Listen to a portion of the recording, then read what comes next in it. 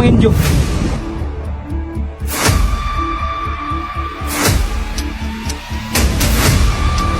Hindi kami nagkasala. Kami para sa bayan. Wala silang kasalanan!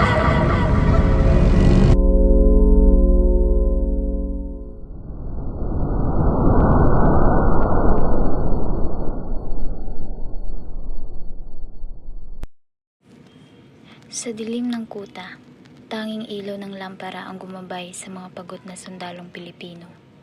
Tahimik ang gabi, ngunit sa kanilang mga mata ay naglalagablabang galit at pangungulila sa kalayaan. Ang bawat bulong, bawat tinig ng pagkadismaya ay naging apoy na unti-unting sumiklab laban sa pananakop. Sa katahimikan, nagsimula ang sigaw ng bayan.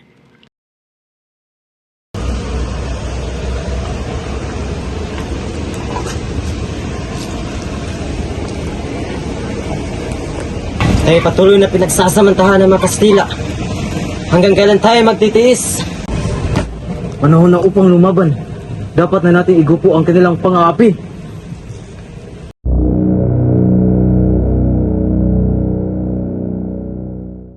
Noong ika-20 ng Enero, 1872, naganap ang pag-aalsa sa Cavite.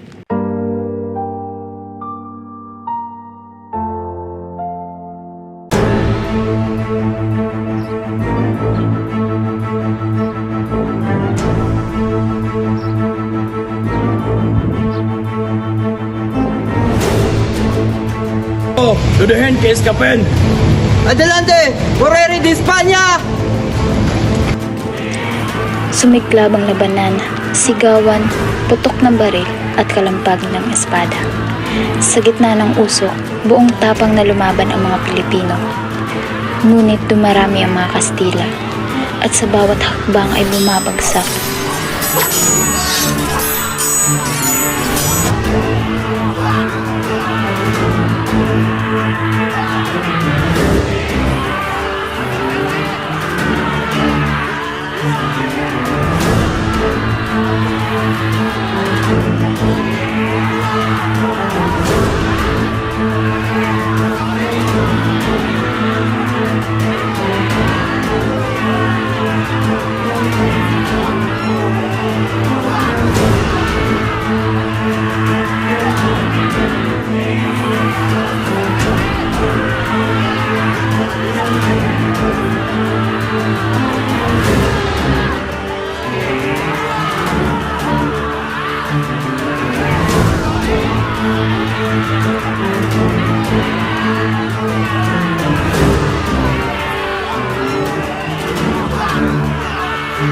Ang dugo ng mga anak ng bayan ay dumana at ang kanilang sigaw ay natabunan ng ingay ng dahas.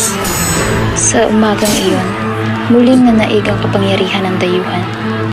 Ngunit kasabay ng pagkatalo ay isinilang ang binhi ng mas masidhing pakikibaka.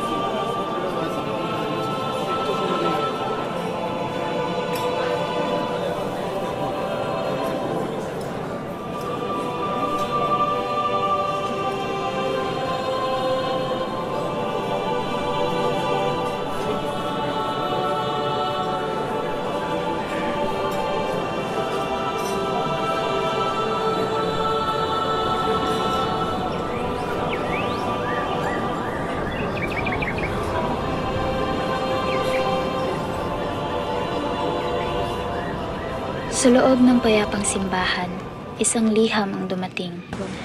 Magandang araw, Iyo. Anong may problema? May sulat kung mula kang katana. Maraming salamat, Iyo. Maunlakan. Dala nito'y bigat ng kapalarang darating. Habang binabasa ni Padre Zamora ang mga salita, mababanaag sa kanyang mga mata ang lungkot at pangamba. Sa kanyang puso, alam niyang hindi naligtas ang mga lingkod ng Diyos na kumakampi sa bayan. Ang simbahang minsang naging kanlungan, ngayon tila naging saksi sa paparating na unos.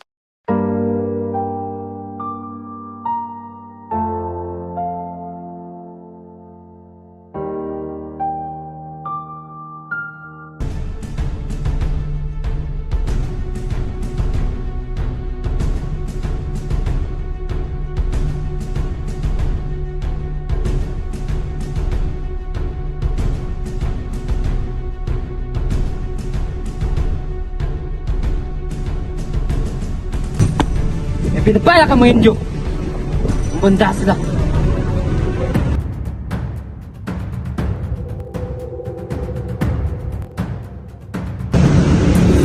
Padre Gomez, Burgos de Zamora, kayo ay hinatulan ng kamatayan.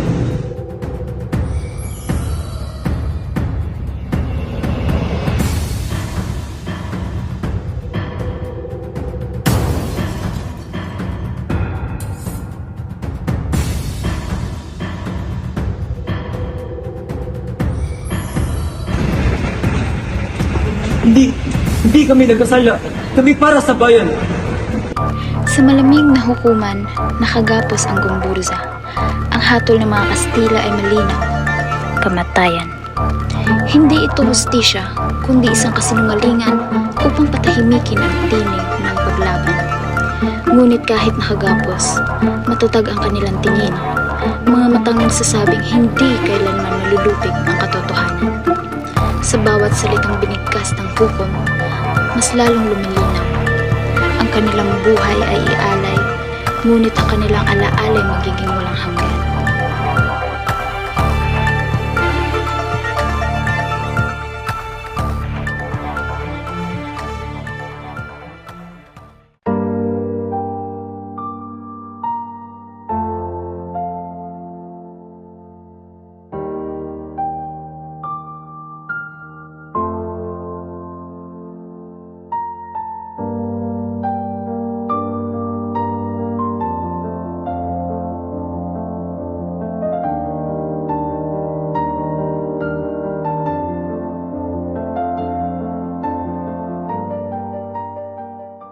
Noong 17 ng Pebrero, taong 1872,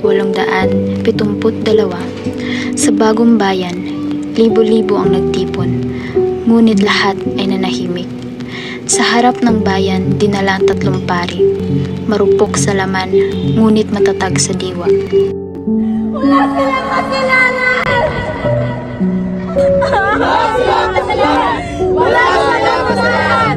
Wala silang kasalanan! Isa-isa silang nagdasal, hindi para sa kanilang sarili, kundi para sa kapatawaran ng mga kaaway at para sa liwanag ng inang bayan. Panginoon, ikaw ang tunay na hukom. Kung ito ang kapalaran namin, buong puso kong tinatanggap.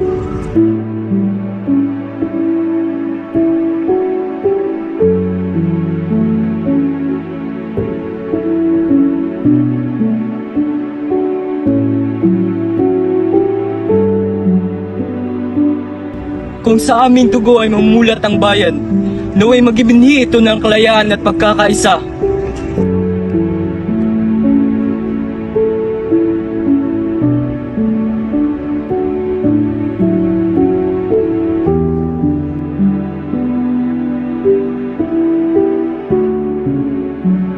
Patawarin mo aming mga kaaway.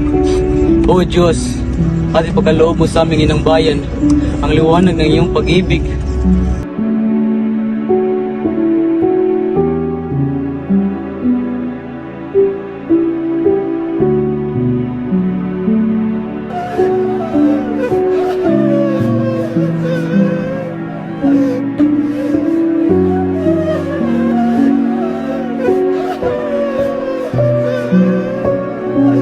Dahan-dahang humigpit ang garote at bumagsak ang katahimikan.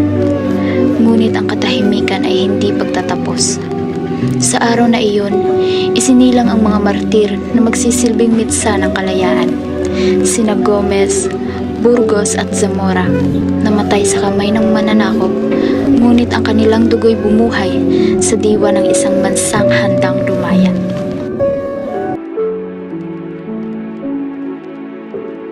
Sa katahimikan ng gabi, isang binatang Pilipino ang sumulat. Ang tinta sa kanyang pluma ay hindi lamang salita, kundi apoy na nagmula sa dugo ng 3 martir, sina Padre Gomez, Burgos at Zamora. Ang kanilang kamatayan ay hindi tuluyang pagwawakas, kundi simula ng mas dakilang laban.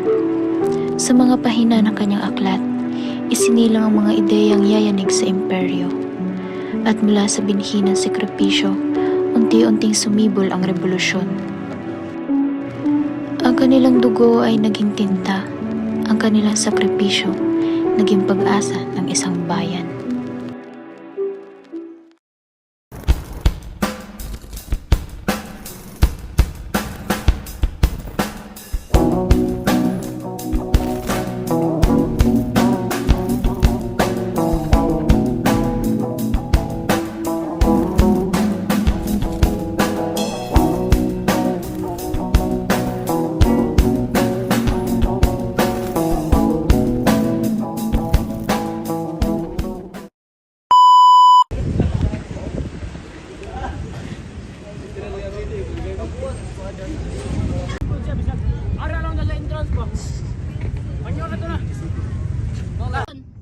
Patawarin mo aming mga kaaway.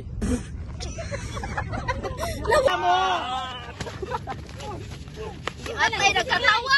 Ay sa! Away na. Pani! Away na ganito. Ay nagkatawa! Nasayang! Yawa! Gi! Taro si Gi! Stop!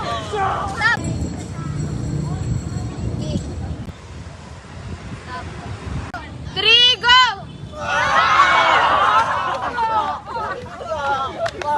Patay naman ka! Uy, nawala na bisikuan! Dapat, hindi ko tumawa ka sila.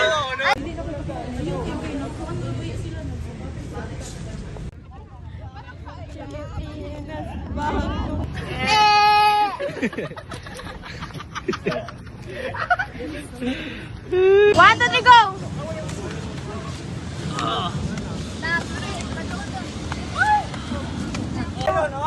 Tayo!